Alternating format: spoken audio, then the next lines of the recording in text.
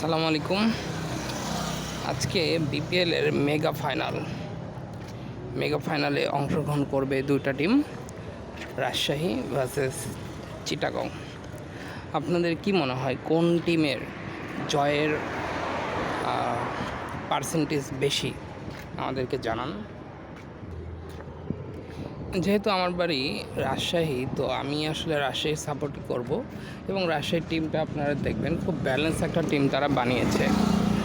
তাদের opening pair খুবই শক্তিশালী, দুই দেশের দুইজন টপ অর্ডার বিধ্বংসী টি-20 ব্যাটসম্যান ফ্রম পাকিস্তান।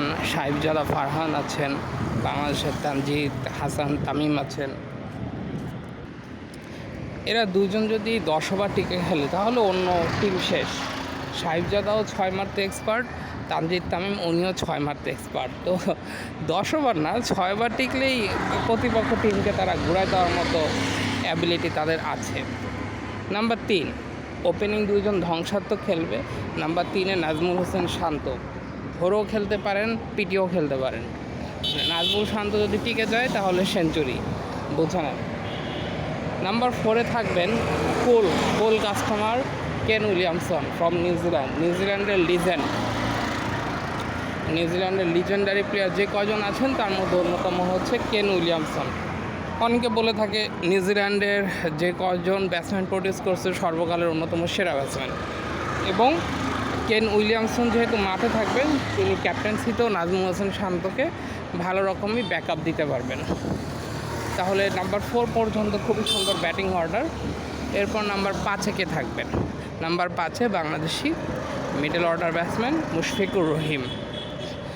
আসলে খেলা যেহেতু মিরপুরে, এখানে কিন্তু ধরে খেলতে পারে এরকম প্লেয়ার খুব বেশি জরুরি, কারণ মিরপুরের পিচগুলো আপনারা জানেন একটু আনপ্রেডিক্টেবল।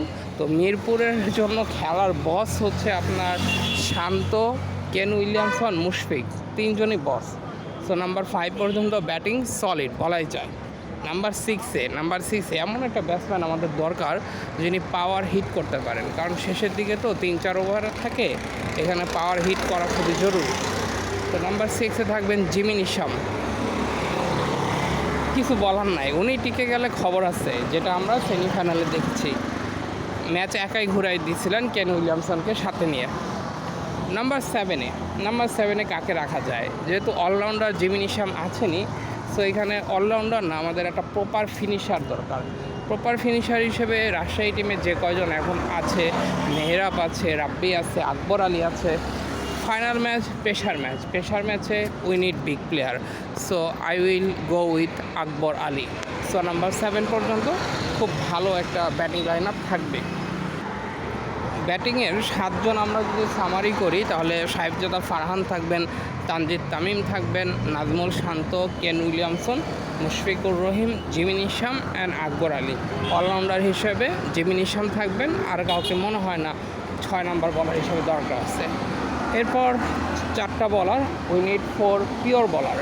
এখানে আপনার পেসে যিনি নেতৃত্ব দেবেন তিনি হলো বিনুরা ফার্নান্ডো। অসাধারণ শেপে আছেন, অসাধারণ বোলিং করতেছেন। বিনুরা ফার্নান্ডো থাকবেন, তার সাথে থাকবেন তানজিম সাকিব। এই দুজন পেস বোলিংয়ে নেতৃত্ব দেবেন। আরও 2 জন আমাদের বলার আছে।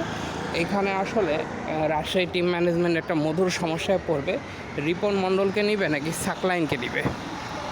সাকলাইন শেষের দিকে 6 মারতে ওস্তাদ, হাতে শট আছে, পাওয়ার হিট করতে পারেন। সো যতটুকু মনে হয় তারা সাকলাইনকে টিম থেকে বাদ দিবে না, সো সাকলাইন থাকবেন। যদি ব্যাটিং পিচ থাকতো আমি 4টাই সিমার নিতাম, কিন্তু যেহেতু মিরপুর একটা স্পিনার তো অবশ্যই লাগবে, তো স্পিন হিসাবে আমাদের থাকবে হাসান মুরাদ। তো শর্ট করে আমরা যদি ফুল একাদশটা আরেকবার বলি, সাহেবজাদা ফারহান, তার সাথে ওপেন করবেন তানজিদ তামিম ওপেন করবেন, 3-এ শান্ত থাকবেন, 4-এ কেন উইলিয়ামসন থাকবেন, 5-এ আপনার মুশফিকুর রহিম থাকবেন, এরপর 6-এ থাকবেন জিমি নিশাম, আর 7-এ থাকবেন আকবর আলী। এরপরে আমাদের 4টা বোলার, বিনুরা ফার্নান্ডো থাকবেন, তানজিম সাকিব থাকবেন, এরপর আপনার সাকলাইন থাকবেন এবং হাসান মুরাদ। That's all.